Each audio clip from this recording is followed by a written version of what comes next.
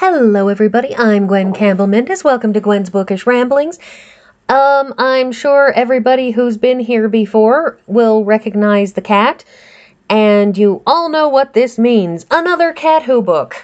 Someday I will actually be finished with this series, but since there's a lot of these, a lot of these, it'll take a while. On the other hand, the great advantage to doing this, as opposed to other sorts of projects, is it means that every other week I know what I'm going to be doing. So that's as much a convenience to myself as anything else.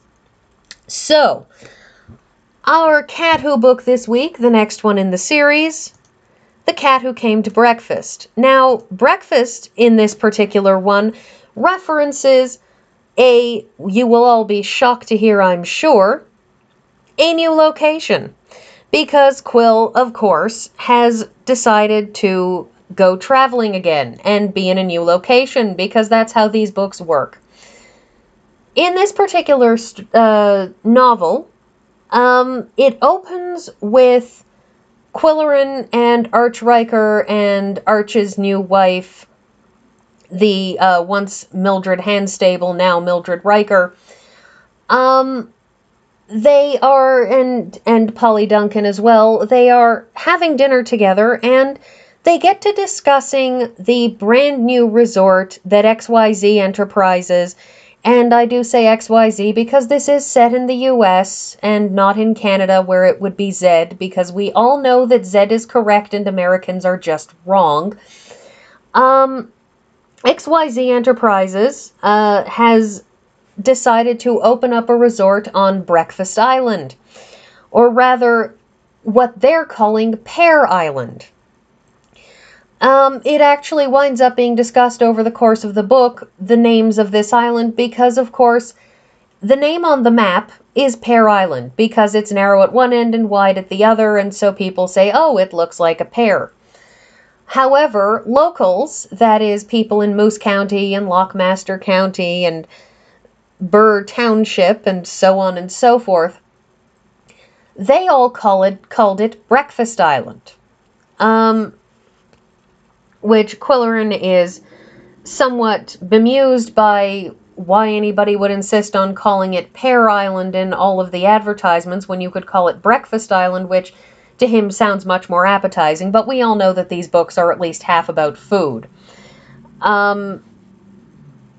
So they get to discussing this, and Qwillerin expresses his dismay with all of the construction going on, with the fact that the unsullied wilderness on the island is being ruined by a resort.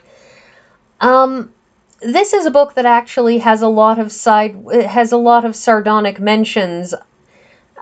Sincere, but the sardonic observation that when somebody says, oh yes, you should spray for the mosquitoes, the sardonic observation that the environmentalist types won't particularly like that, because after all, mosquitoes are one of the bedrocks upon which many ecosystems rest, as insects do in most ecosystems.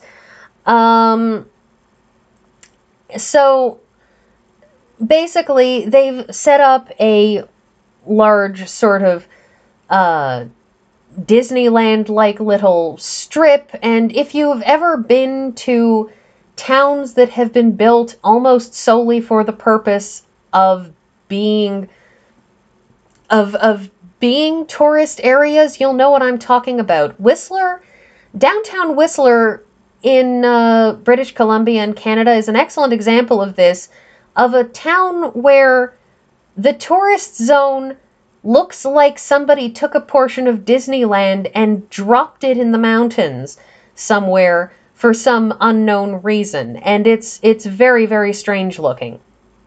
And one suspects that the resort on Breakfast Island resembles this. There's a lot of complaints about the persistent smell of fudge, which I can't imagine why anyone would complain about the persistent smell of fudge, but since I'm a chocoholic, I suppose I have my reasons. The thing is that Qwill, of course, he finds it appalling that they're going to create a place for families with noisy children to go, that they're going to insist on having big resorty types of things happening rather than people appreciating unspoiled wilderness and the silence that you get on isolated islands. Because when you head out into distant country areas, yes, of course, you have birdsong and wind in the trees and so on and so forth, but there is a fundamental silence to places that are rural, that are beyond rural, that are genuinely out in the middle of nowhere. There is a silence to them that derives from a lack of human presence, from lessened human presence. And it's something that is not easily replicable in the sorts of, in a resort.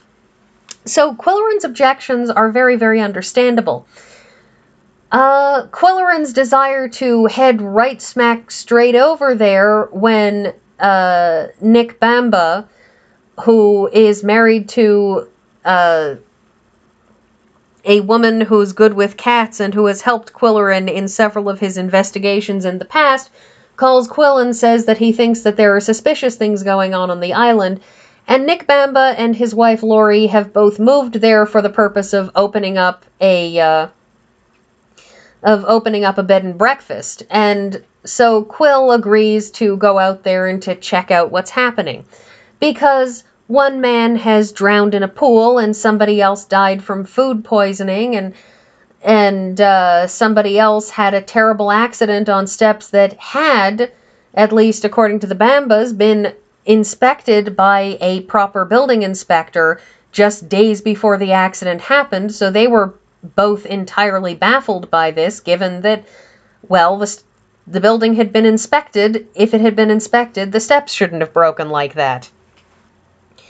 So Qwill goes over there, and we are joined by a character who dies by the end of the book, June Halliburton, who is a genius pianist, part of the Lockmaster County School Board, and a great many, and has somebody with some very interesting ideas about musical education, and one of the most offensive people in the world, who tries to attract people by making backhanded compliments that are really half insult.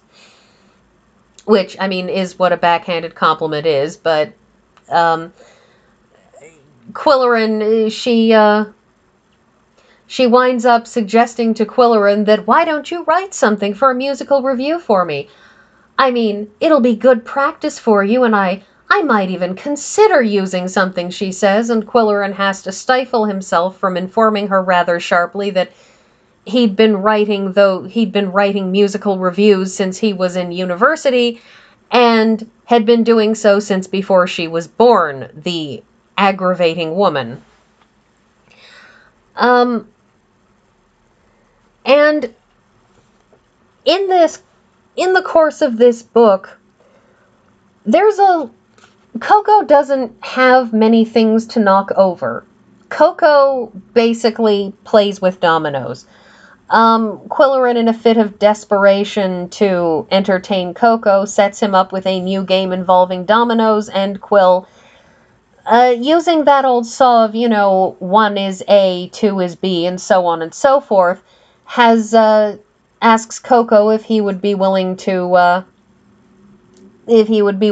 play dominoes by effectively flipping them over face down, and Coco knocks a bunch of them off the table, and then Qwill picks them up and figures out the letters that they add up to. And so Coco gives Qwill a couple of clues, erstwhile clues, popping out the word leak and lake for several days in a row, L-E-A-K or, well, L-A-K-E, until one day Qwillerin discovers that June Halliburton's maiden name was actually Kale, and the islanders, who are all very, very angry with this invasion of their land because they have been living on on Breakfast Island, which they call Providence Island, for umpty squillion years. And they're not particularly happy with the tourist invasion. And so ultimately, what Qwill determines by the end of the book is that one of the wealthy families who had made summer homes there during the 1920s, one of those families with huge amounts of old money, and some of the islanders who are incredibly poverty-stricken but have been living there since forever, basically got together to try to find a way to drive everybody off. Mother Nature succeeds in doing that because at the end of this book there is a hurricane which flattens everything in the resort. But Qwill's experiences in this are... He's investigating in this one in some ways a lot more than in some other books. Because in some of these books, he just kind of seems to be drifting around. But in this one, I sometimes feel a little bit like he's trying to investigate more in this one than he does in other books. And I think part of this is because in this one, Lilian Jackson Braun is not relying quite as much on Coco, in no small part because Qwill has no idea what any of those words are supposed to mean. But part of it is because Qwill has to keep on circling around and around and around the island in search of things to do, in search of people to talk to. The other major theme in this book is his constant worry that Polly's going to abandon him for Oregon, because she's gone to visit an old friend of hers in Oregon State, and the state of Oregon, and hasn't actually contacted him with a postcard or anything, so he spends the entire time concerned that, she's going to abandon him because they're in a committed relationship, but neither of them has made any real promises. They just kind of really like each other and hang around and listen to music and probably do other stuff, but really this book these books are incredibly non-explicit, so it's genuinely difficult to tell if we're supposed to assume, reading between the lines, that they're doing more than just listening to large amounts of Brahms together. The most interesting character in this book, in my opinion, doesn't really show up until about 3/4 of the way through. And that character is Elizabeth, whose last name I cannot remember off the top of my head because I never remember things. But what happens is that she is from one of the incredibly rich families who have huge amounts of money and who basically purchased incredibly expensive estates on that island and have eternally huge amounts of money to pour into things. And what happens is that Elizabeth decides is that Qwill stumbles across her and she was attacked. That's it, Elizabeth Appleheart. She's attacked by a snake and Qwill rescues her. And by the end of the book, she has kind of a crush on Qwill and has decided to move to Pickaxe. And the book kind of ends in a rush with Qwill desperately unloading her. And she becomes a bit of a character in future books. And Well, I guess that's everything, actually.